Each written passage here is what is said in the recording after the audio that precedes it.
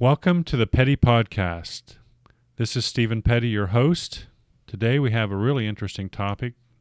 It's what to inspect for when buying a home. We have so many people, especially young folks today, with the need to work out of their home because of the COVID issue, being tired of living in an apartment, small space, so they're buying homes. So I thought it would be useful to talk to you about our experience in terms of what to look for when you buy a home.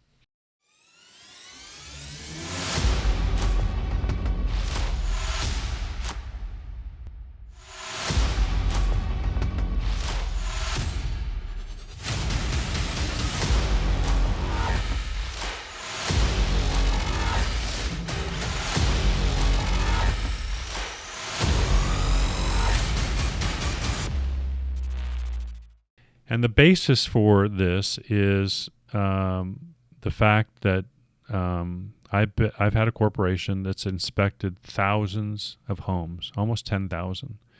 As a consequence of doing that, I wrote the textbook on forensics engineering. The first edition was produced in 2013, and our second edition will publish very soon, September 24th of 2021. The net result of that is we've seen a lot of homes and a lot of what can be wrong in homes, and we want to share that with you. Just some data on homes.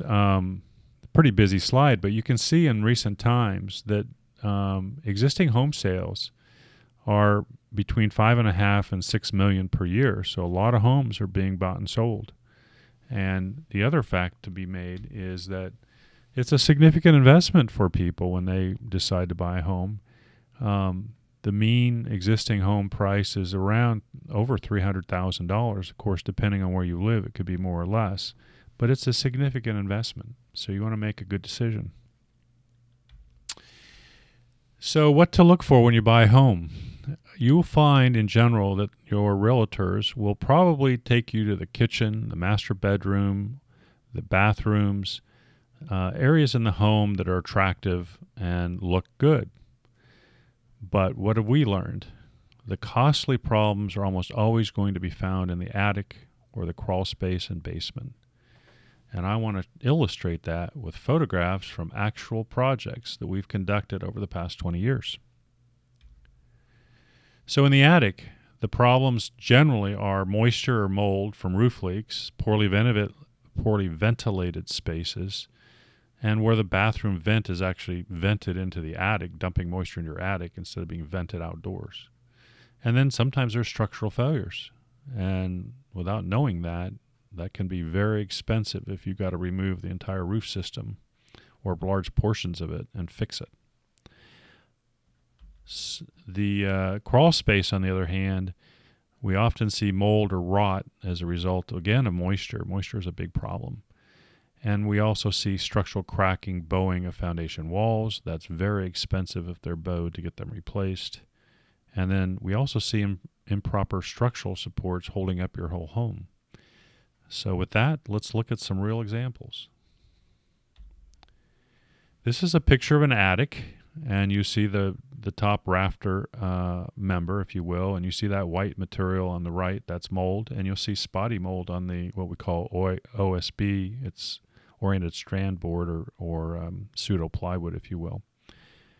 Don't like that because that's our real job, getting rid of that stuff. And the real problem with mold, people are concerned about its effects on your health, but the real issue is that mold eats your house. It eats the wood. That's how it's growing. Here's a picture of a chimney in an attic going up through the roof, and you can see the staining down the chimney. And what that means, and you'll see mold and decay around the decking, the roof decking around the chimney. That means there's roof leaks around the flashing, and that's all rotting and decaying. Here's another, it's kind of hard to tell, but this is a pipe that's going through the roof, and if you notice that dark streak on the pipe, that streak is water. So what that means is where that pipe's exiting your roof, water's coming in. We don't like that. It causes mold, rot, etc. Here's another example. On the left is a patch or repair to the roof shingles, and on the right is the area right below it. And you can tell that that repair wasn't done right because we're still getting staining of the roof decking right below that patch. Not a good way to fix that roof. And meanwhile, we're destroying the roof decking, which the only way to do that is to take the roof off and put new decking down. Very expensive. This is another interesting photograph. Somebody's vented their bathroom fan right into the attic.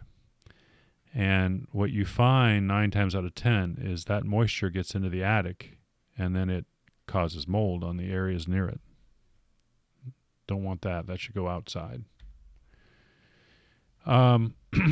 This photograph's interesting. It's a photograph. Don't pay so much attention to the bright lights up at the top because that's my flashlight. But look at the blue spaces on about center bottom and center right. Those are light, daylight, coming through the roof. If we get daylight through that roof, I can guarantee you're going to get water through that roof. And it's a little hard to tell here, but all that roof decking is heavily stained and rotting. And here is an example of structural failure. Look at the top member. See how it's split? And you can see other members down the line. The last one down the line is split as well. That's not good. That means that something has impacted your roof, whether it was an old tree or something, that then they just basically repaired the shingles or the decking, but didn't repair the rafters. Well, those rafters could collapse at any point. And the problem is to replace those rafters could result in having to replace the entire roof system. There are ways to sister them and maybe get away from that. But regardless, those are repairs. You don't want to buy a home with those sorts of things there unless it's accounted for in their purchase price. Now let's talk about crawl spaces. This is this oriented strand board, or OSB as it's called, and look at how dark it is. That's not normal. That means that OSB is moist and it's full of mold, and as dark as it is, it's been there for a long time. Again, the problem with mold is it's going to eat that material and eventually it's going to fall, literally fail. This is an interesting photograph. This is how this house was supported. They put concrete blocks on their side in mud, and then they stacked some bricks on top of those, and then they put some 4x4 and shims. Guess what happens when that soil gets moist? That stuff just sinks down in. So if you were to measure the floor level in these locations, what you would find is the floor slopes towards these piers. You really don't want your house supported by something that looks like this. These are two photographs of crawl spaces. The one on the left's a little hard to tell, but against the wall, and the one on the right, you can see there's standing water. This is usually an indication that you don't have proper drainage away from the side of your house. Code requires that you have 6 inches of fall over 10 feet or a swale around the side of your house. One of the most difficult problems we see, and one of the most problematic problems we see, is where surface or rainwater gets against the foundation wall and gets into the basement. When you have standing water like this, you end up with high humidity, you end up with rot, mold, all sorts of problems. You don't want standing water in your basement or crawl space. This too is a picture of floor decking, and look at how degraded the floor decking is. You can see at the joints especially that the wood is rotted and there's heavy mold. It wouldn't be too long till you could actually step through that. You wouldn't see it from the top. It probably has carpeting or something like that, but when you get underneath, you sure do. This is a picture of a joist, a truss, if you will, underneath plywood decking, which forms the floor, the first floor of the house. It's shattered.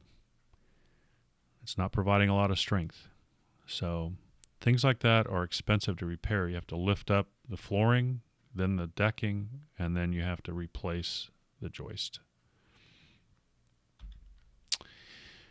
One of the things to look for too in your home is cracks in the foundation. Almost always new cracks are bright in color. You can see that to the left, and older cracks have debris in them and you can tell they're older because they're darker in color. In general, any crack over 1/8 of an inch is one you don't want to see. Here's some more examples of cracks. You can see on the left, that's a concrete wall in a basement. Pretty significant cracking. On the right, you see some stair-step cracking of what we call CMU, or concrete masonry units. Not so bad there. The one on the left is of more concern. Both are fresh. The key is that you do not want the wall to bulge in. Bulging, if a wall bulges in, that's an indication the wall is under a lot of pressure and likely to collapse at some point if something isn't done to remediate it. So bulging is the worst. Stair step is not as bad. Vertical cracks aren't as bad, but horizontal cracks and bulging is something to really watch out for. Here you can see a picture on the outside of a home where the brick veneer is clearly displaced. That's going to be an expensive repair. So cracking, displacement, foundation walls, brick veneers, things to watch out for. You're not going to see that in the kitchen, the bedroom, or the dining room, or the bathrooms. So in conclusion, remember that the costly problems when you purchase a home are likely to be associated with problems identified in the attic, crawl space, or basement. You're not going to probably find those in the kitchen, bathrooms, master bedroom, etc. I hope this has been helpful. It's been based on thousands of inspections. So when you purchase a home, Godspeed, make the right decision, get a home that doesn't have costly repairs.